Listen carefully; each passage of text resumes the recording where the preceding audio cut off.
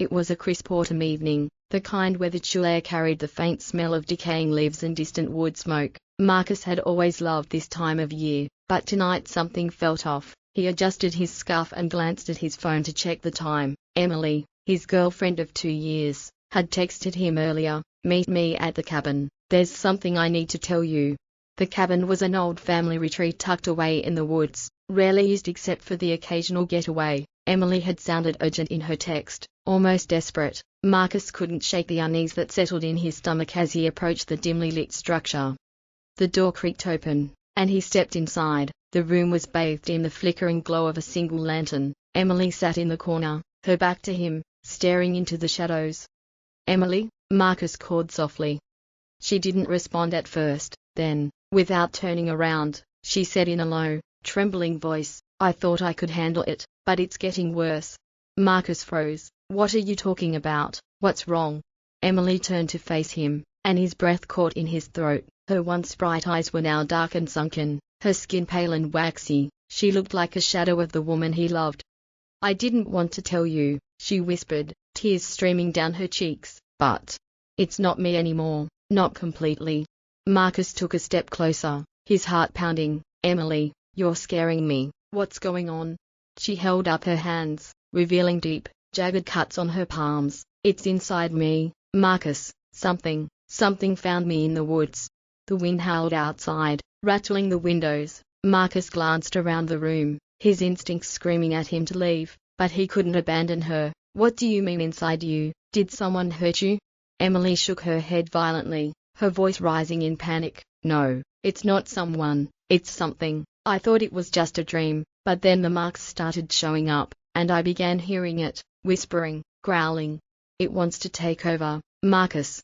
Marcus knelt in front of her, grabbing her hands. "Emily, listen to me. We'll figure this out. I'll get help. We'll." Suddenly, her body convulsed, and she let out a guttural scream that didn't sound human. Marcus stumbled backward as Emily's form twisted unnaturally, her bones cracking and reshaping beneath her skin. Her head snapped up, and her darkened eyes locked onto his. "Leave," she growled, her voice layered with something inhuman, "before I can't stop it."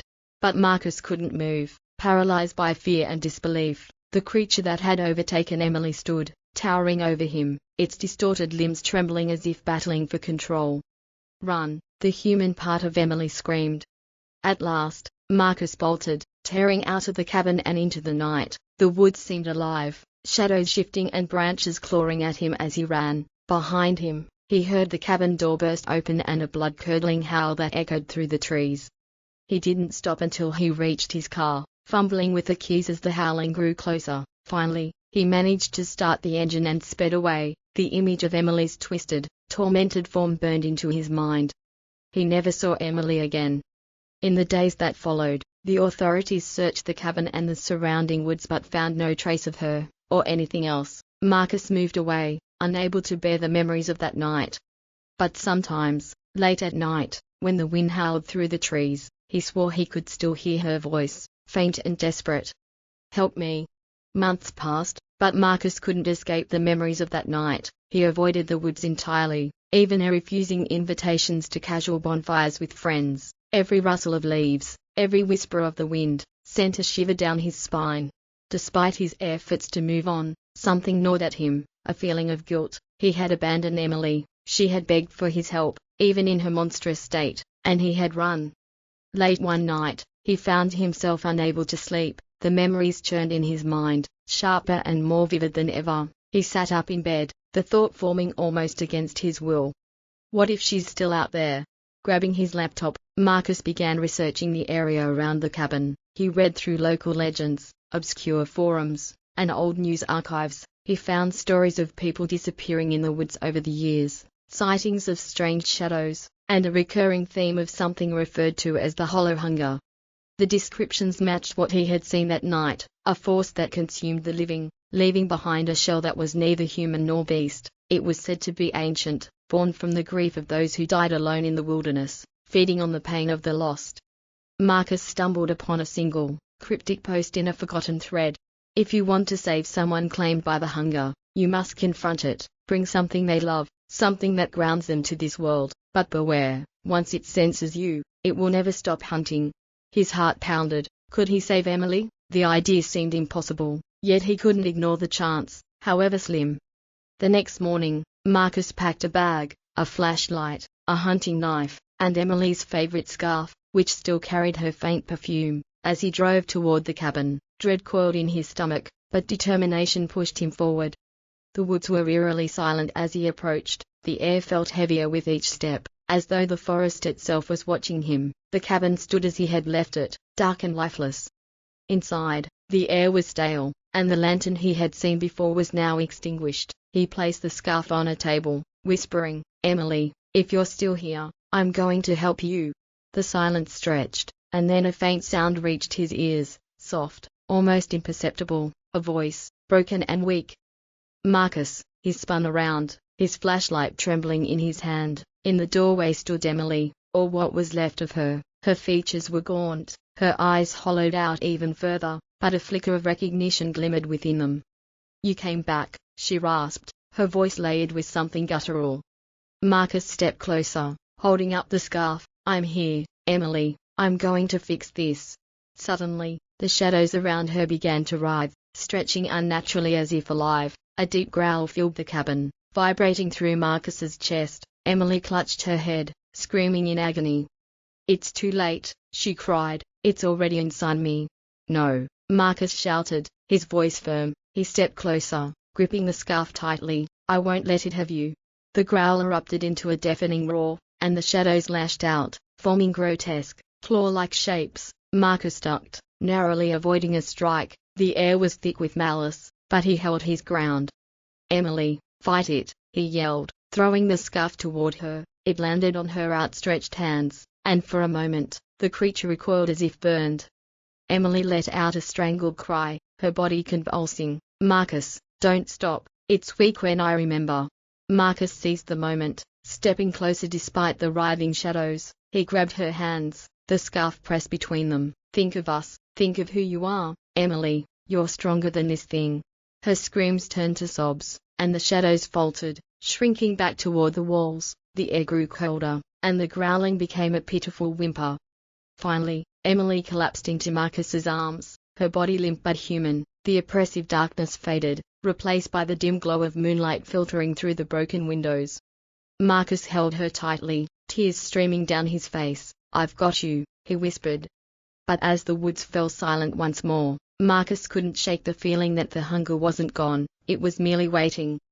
The ride back to town was silent. Emily sat in the passenger seat, her frail frame trembling under the weight of exhaustion. Marcus kept glancing at her, relief and concern battling in his mind. She was alive, but something about her felt fragile, like a porcelain doll that might shatter if touched too hard. "You okay?" Marcus finally asked, breaking the silence. Emily nodded weakly, but her voice was barely a whisper. "It's still there, Marcus. I can feel it, watching, waiting." His grip tightened on the steering wheel. "We'll figure it out, I promise." But deep down, Marcus knew the fight wasn't over. Whatever the hunger was, it had let them go too easily. Days turned into weeks, and Emily remained withdrawn. She avoided the outdoors, slept fitfully, and rarely ate. Marcus tried everything to make her feel safe, but her haunted eyes told him she wasn't. Then the strange occurrences began. It started with the shadows. At first, they seemed longer than they should be, twisting unnaturally in the corners of rooms. Then came the whispers, soft, unintelligible murmurs that grew louder at night. Emily claimed not to hear them, but Marcus saw the way her gaze darted to the corners, how her hands shook when she thought he wasn't looking. One night, as Marcus lay in bed, he woke to the sound of Emily sobbing. He turned to find her sitting at the edge of the bed, staring into the dark hallway. "Emily," he called softly, reaching out to touch her shoulder. She flinched and turned to him, her eyes wide with terror. "It's here," she whispered. Before he could respond, a cold draft swept through the room, and the whispers grew louder, forming words that sent chills down his spine. "She belongs to us." The lights flickered, and the shadows in the room seemed to stretch, creeping toward Emily. Without thinking, Marcus grabbed her hand and pulled her to her feet. "We're leaving."